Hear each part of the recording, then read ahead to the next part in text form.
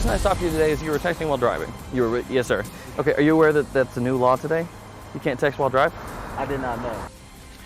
Drivers beware. The Florida Highway Patrol is just one of many agencies that started enforcing the state's new texting and driving law today. Now, our News 6 viewers played a crucial role in convincing lawmakers to allow law enforcement to pull over distracted drivers. Again, that new law goes into effect today, but our push driving change began nearly 3 years ago. News 6 anchor Matt Austin spearheaded our effort and shows us what it took to get results. News 6 has worked for nearly 3 years to get Florida caught up with the rest of America when it comes to texting and driving laws. And while today begins a new era of safety, the road to get here was filled with potholes and confrontations. Here's a look back at how far we've come.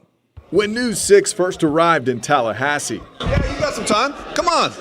Come on, we want to talk to you about texting and driving. You were the one no vote. Most politicians wanted nothing to do with texting and driving questions. I'm Matt, News 6 in Orlando. Hey, Matt, how's it going? Good to meet you. Matt, I wish I could stay, but I've got to get back in and vote. You were just standing here a minute ago. Why do you have to go now? I was talking to some people around here.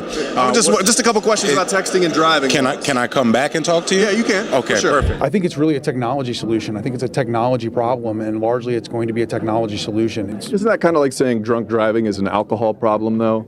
Well, no, I think drunk driving is a consumption problem. Yeah, and texting and driving is a distracted problem. That's exactly right. It's a distracted driving problem, and we hope that people don't do it. In 2017, we got to sit down with then Speaker of the House, Richard Corcoran, and things got awkward. Do you respect the opinion of law enforcement? Is that really a question? Yeah, it is a real question. Do you respect the opinion of law enforcement Why officers? wouldn't I? Well, because law enforcement officers think that our texting and driving laws are not only weak right now, but they're actually dangerous for the people they serve. I've talked to a lot of law enforcement officers. Can you tell me the name of a police officer who has said, I think our texting and driving laws are great the way they are?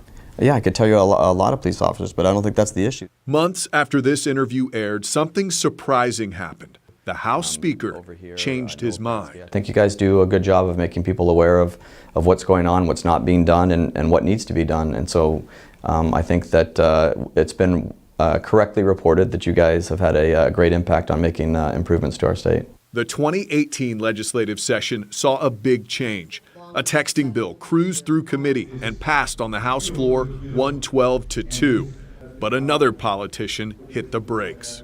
In News 6's push to drive change, things were going so smoothly, but we may have hit a roadblock, and there is a look at him. As we reported, Senator Rob Bradley decided to kill the bill in committee.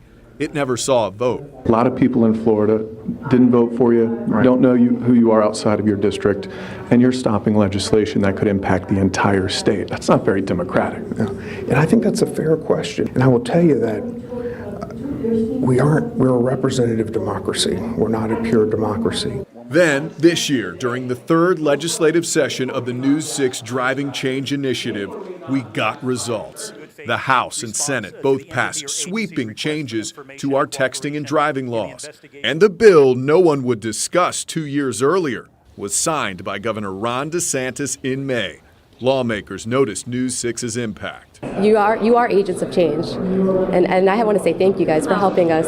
Road safety advocates say this law is just the beginning. They plan to file new legislation in the coming years to make Florida a hands-free state everywhere. I'm Matt Austin, getting results.